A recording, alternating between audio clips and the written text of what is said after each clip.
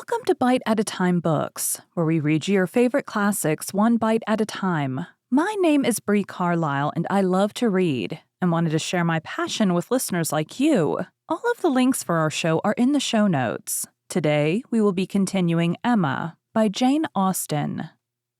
Chapter 10. The appearance of the little sitting room as they entered was tranquility itself. Mrs. Bates, deprived of her usual employment, slumbered on one side of the fire. Frank Churchill, at a table near her, most deedily occupied about her spectacles, and Jane Fairfax, standing with her back to them, intent on her pianoforte. Busy as he was, however, the young man was yet able to show a most happy countenance on seeing Emma again. "This is a pleasure," said he in a rather low voice, "coming at least 10 minutes earlier than I had calculated. You find me trying to be useful. Tell me if you think I shall succeed."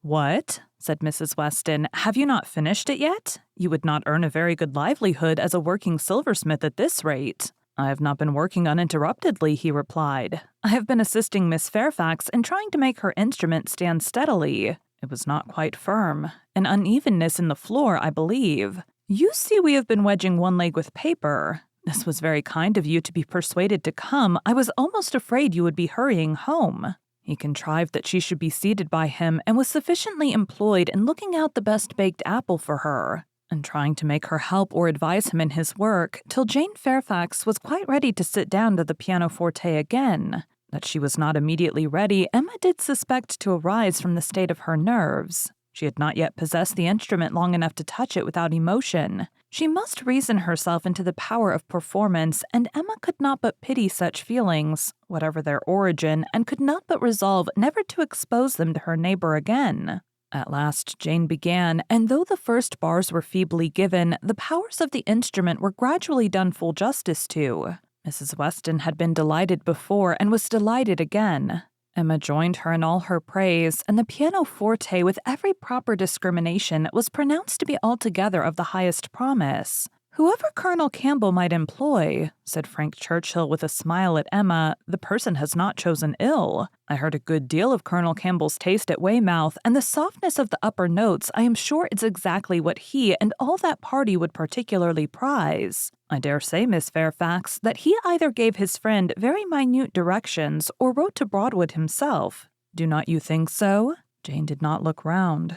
She was not obliged to hear. Mrs. Weston had been speaking to her at the same moment. "It is not fair," said Emma in a whisper. "Mine was a random guess. Do not distress her." He shook his head with a smile and looked as if he had very little doubt and very little mercy. Soon afterwards he began again. "How much your friends in Ireland must be enjoying your pleasure on this occasion, Miss Fairfax. I dare say they often think of you and wonder which will be the day, the precise day of the instrument's coming to hand. Do you imagine Colonel Campbell knows the business to be going forward just at this time? Do you imagine it to be the consequence of an immediate commission from him, or that he may have sent only a general direction, an order indefinite as to time to depend upon contingencies and conveniences?" He paused. She could not but hear, she could not avoid answering. "Till I have a letter from Colonel Campbell," said she in a voice of forced calmness, "I can imagine nothing with any confidence. It must all be conjecture." "Conjecture. Aye, sometimes one conjectures right, and sometimes one conjectures wrong. I wish I could conjecture how soon I shall make this rivet quite firm. What nonsense one talks, Miss Woodhouse, when hard at work, if one talks at all. Your real workmen, I suppose, hold their tongues, but we gentlemen laborers, if we get hold of a word— Miss Fairfax said something about conjecturing. There, it is done.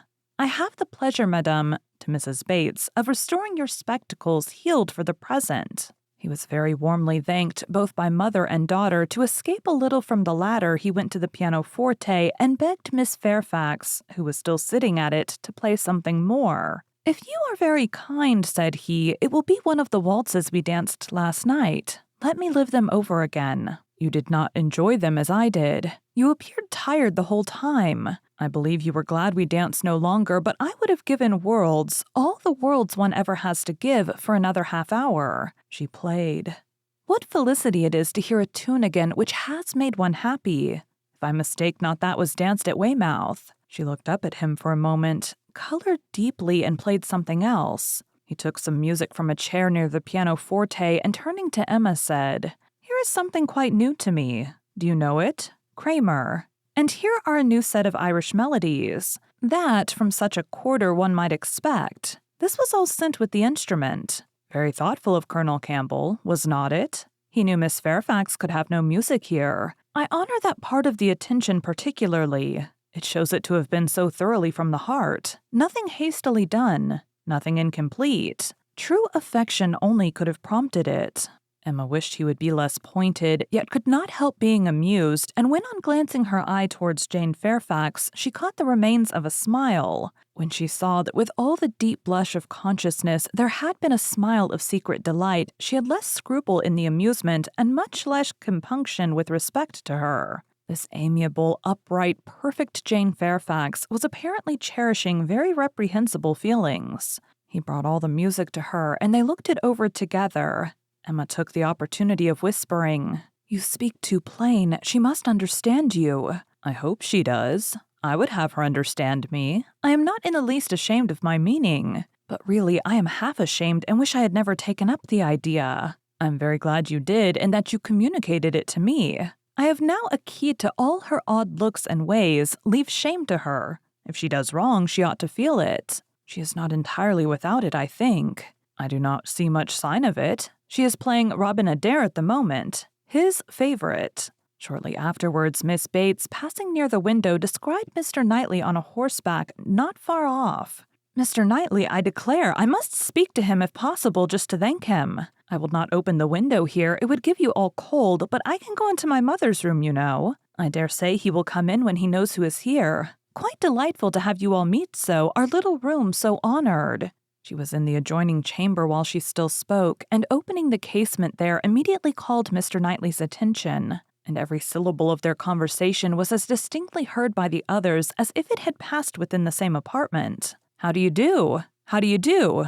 Very well, I thank you. So obliged to you for the carriage last night. We were just in time, my mother just ready for us. Pray come in. Do come in, you will find some friends here." So began Miss Bates, and Mr. Knightley seemed determined to be heard in his turn, for most resolutely and commandingly did he say, "How is your niece, Miss Bates? I want to inquire after you all, but particularly your niece. How is Miss Fairfax? I hope she caught no cold last night. How is she today? Tell me how Miss Fairfax is." And Miss Bates was obliged to give a direct answer before he would hear her in anything else. The listeners were amused, and Mrs. Weston gave Emma a look of particular meaning, but Emma still shook her head in steady skepticism. "So obliged to you, so very much obliged to you for the carriage," resumed Miss Bates. He cut her short with, "I'm going to Kingston. Can I do anything for you?"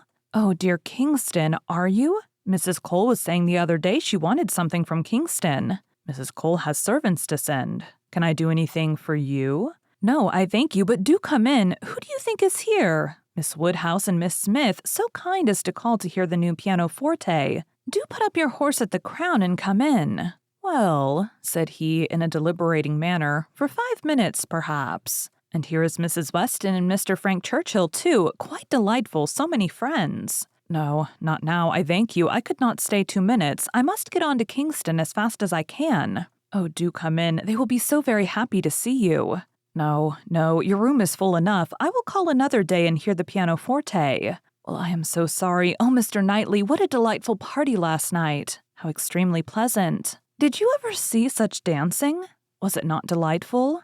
Miss Woodhouse and Mr. Frank Churchill, I never saw anything equal to it." "Oh, very delightful indeed. I can say nothing less, for I suppose Miss Woodhouse and Mr. Frank Churchill are hearing everything that passes. And," raising his voice still more, "I do not see why Miss Fairfax should not be mentioned too. I think Miss Fairfax dances very well, and Mrs. Weston is the very best country dance player without exception in England. Now, if your friends have any gratitude, they will say something pretty loud about you and me in return, but I cannot stand to hear it. Oh, Mr. Knightley, one moment more, something of consequence, so shocked. Jane and I are both so shocked about the apples." "What is the matter now?" "To think of your sending us all your store apples. You said you had a great many, and now you have not one left. We are really so shocked. Mrs. Hodges may be well angry.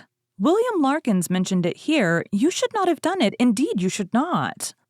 He is off. He can never bear to be thanked, but I thought he would have stayed now, and it would have been a pity not to have him mentioned. Well, returning to the room, I have not been able to succeed. Mr. Knightley cannot stop. He is going to Kingston. He asked me if he could do anything. Yes, said Jane. We heard his kind offers. We heard everything. Oh, yes, my dear, I dare say you might, because you know the door was open and the window was open and Mr. Knightley spoke loud. He must have heard everything to be sure. Can I do anything for you at Kingston, said he, so I just mentioned. Oh, Miss Woodhouse, must you be going?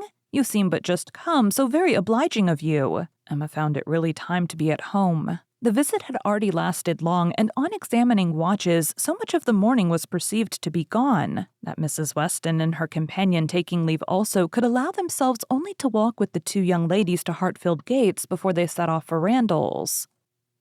Thank you for joining Bite at a Time Books today, while we read a bite of one of your favorite classics. All of the links for our show are in the show notes. We are part of the Bite at a Time Books Productions Network. If you ever wondered what inspired your favorite classic novelists to write their stories, what was happening in their lives or the world at the time, check out Bite at a Time Books, Behind the Story, Tuesdays wherever you listen to podcasts. Again, my name is Bree Carlile, and I hope you come back tomorrow while we take the next bite of Emma.